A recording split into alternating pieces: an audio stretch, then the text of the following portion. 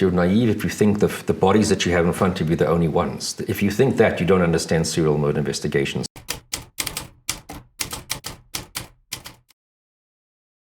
His mother runs a creche with lots of little children. His father runs a legitimate business.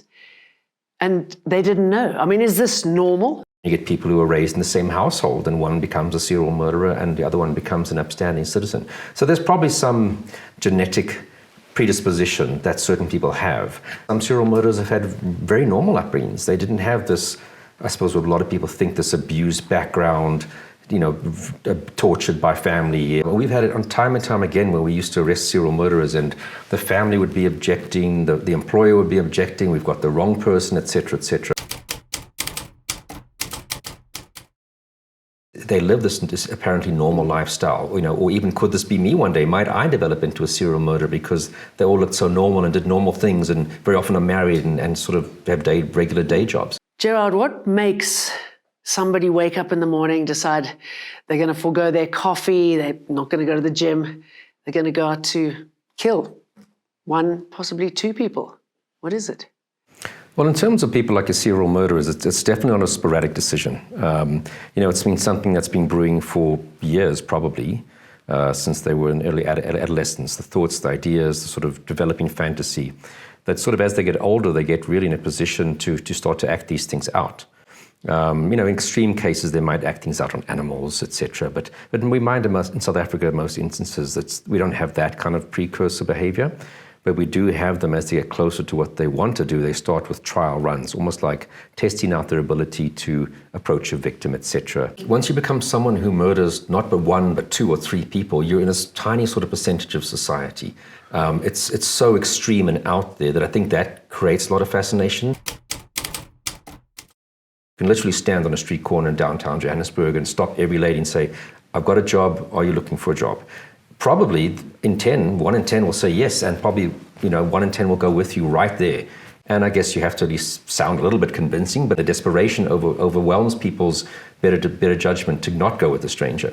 Whereas in America, my colleague, or Europe, my colleagues, when I tell them this, they're like, "But why would anybody go with a stranger that you don't know for a job? And why would you walk with them through the open veldt?" So hence in the United States, the easier way is to get someone to go with you is a sex worker, street sex worker specifically. He'll get into your car and go to a deserted area, at least it's up until some point, where you can do whatever it is you want to do. So I think it's that desperation, but also our offenders don't have vehicles typically because they themselves are from lower socioeconomic, the stratus of society. So they don't have a car they can get you into and take you far away. So they have to lure you with a con story and get you to walk with them to a particular predetermined destination. So very much your socioeconomics affect that. So what we have ironically had in South Africa is when we do see majority sex worker victims, it is actually typical, and specifically if it's black female sex workers, it's almost always a white male suspect in South Africa. The more bizarre stuff, your dismemberments, etc., is very rare in South Africa with our serial murderers.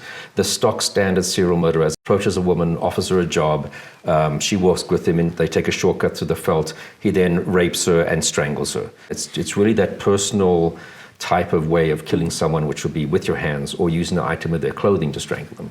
And what is it? What do they go through? Is it a physical thing? Is it an emotional release, an emotional experience? We do see in South Africa that the majority of our serial murders do have a sexual component to it. But we all have sexual urges, and we don't go out doing sort of criminal acts in that sort of area of our lives. So I think some of them on the surface would say, women have treated me badly. We've had other ones who've said, a woman gave me HIV, so I'm taking my revenge.